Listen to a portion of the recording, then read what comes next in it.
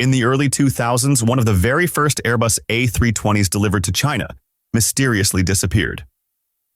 No passenger records, no scheduled flights, no trace. 2 decades later, the truth was revealed. The aircraft had been dismantled, studied, and reverse-engineered in a secret bid to copy Airbus technology. From its parts, China built the C919, its answer to the Boeing 737 and Airbus A320. But instead of rewriting aviation history, the project exposed China's biggest weakness. Despite billions invested, despite a global shortage of aircraft, the C919 has failed to win international trust.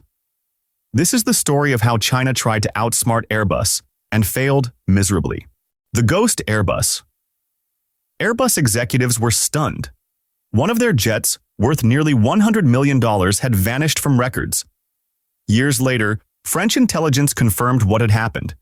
It was dismantled in China, system by system, to create a playbook for the C919. The operation was audacious, but it also revealed a fundamental truth. China was not building on innovation. It was building on imitation.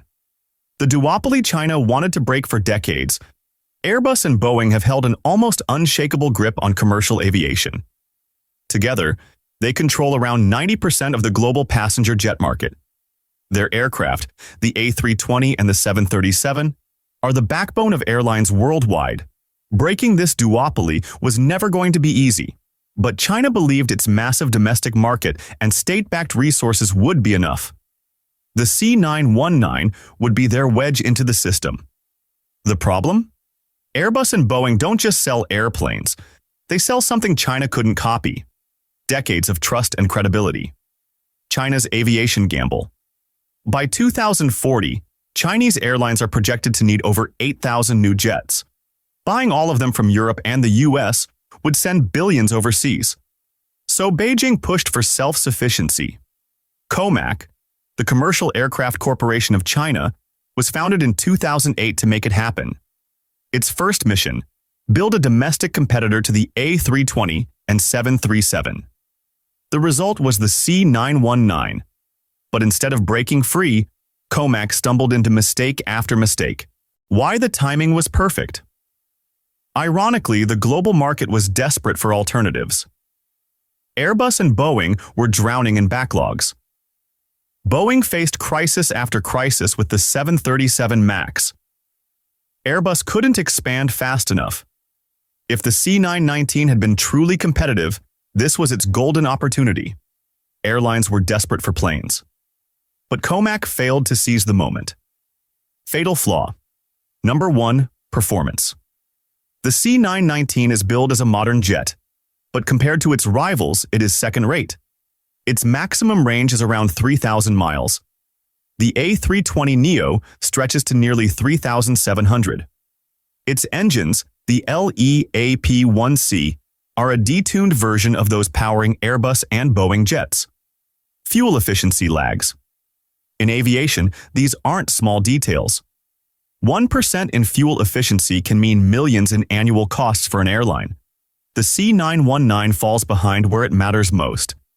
But performance was only the beginning of its failures.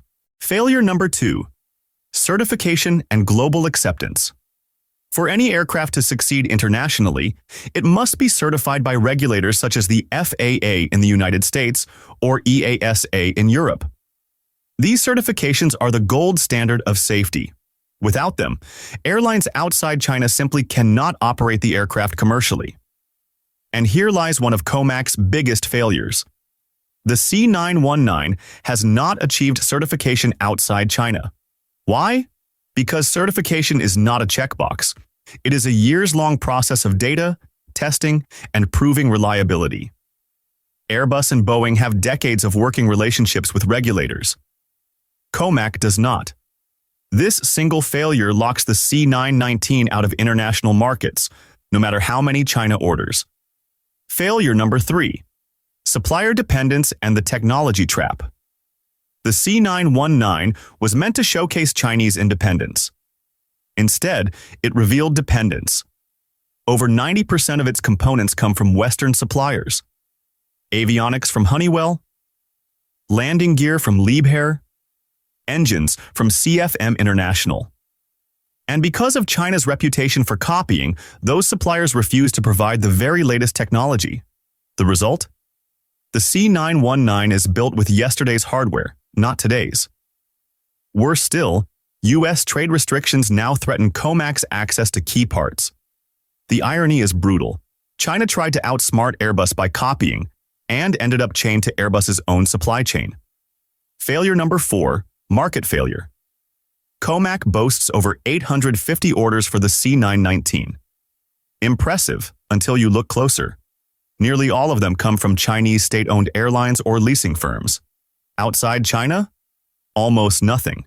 Not a single major international airline has committed. Why? Because airlines don't just buy aircraft. They buy confidence. A grounded fleet can cost millions every day. No airline wants to gamble its future on an unproven plane with no global support network. This is not commercial success. It is political theater. Failure number 5. Scaling and industrial reality. Even if the C919 were perfect, COMAC cannot deliver at scale. Since production began, fewer than 10 aircraft have been completed. Airbus and Boeing, by comparison, each build more than 40 every month. China's official target is to hit 150 per year by 2030, but even that would only scratch the surface of demand. Scaling aircraft production isn't about factories alone. It requires global suppliers, deep technical expertise, and decades of industrial fine-tuning. This is where China's shortcut strategy collapses. You cannot mass-produce credibility. The big mistake. Here lies the heart of the failure. China believed it could shortcut decades of aviation development by copying Airbus. It dismantled an A320 and thought reverse engineering would close the gap. Instead, it exposed its own weakness. The C919 depends on Western suppliers. It lacks certification abroad. It lags in performance. And it has no global trust. The great irony? By trying to outsmart Airbus, China only reinforced Airbus's dominance. China's long game, or permanent failure? Beijing insists the C919 is only the beginning. With time and money, COMAC might learn, improve, and scale. China has the resources and the domestic demand to keep the project alive, but credibility is not built overnight. And the C919 proves one thing beyond doubt.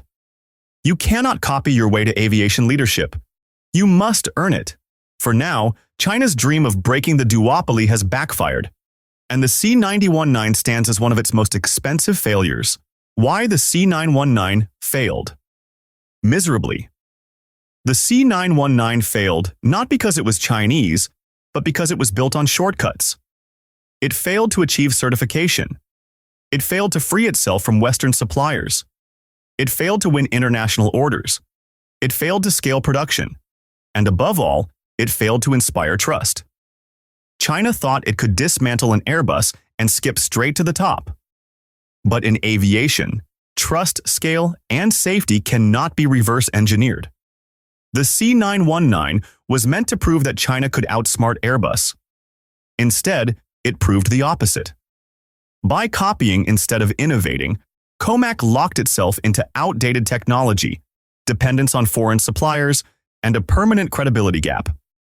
Billions have been spent, but the result is a jet that almost no one outside China wants to fly.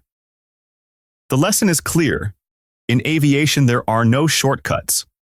Airbus and Boeing remain dominant, not because they are untouchable, but because they have earned decades of trust that no amount of reverse engineering can replicate.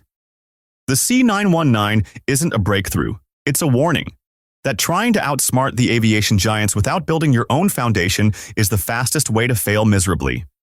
If you want more deep dives into aviation's biggest gambles, disasters, and triumphs, make sure to subscribe and tell us in the comments, do you think the C919 will ever break free from Airbus's shadow? Or is it doomed to remain a domestic illusion?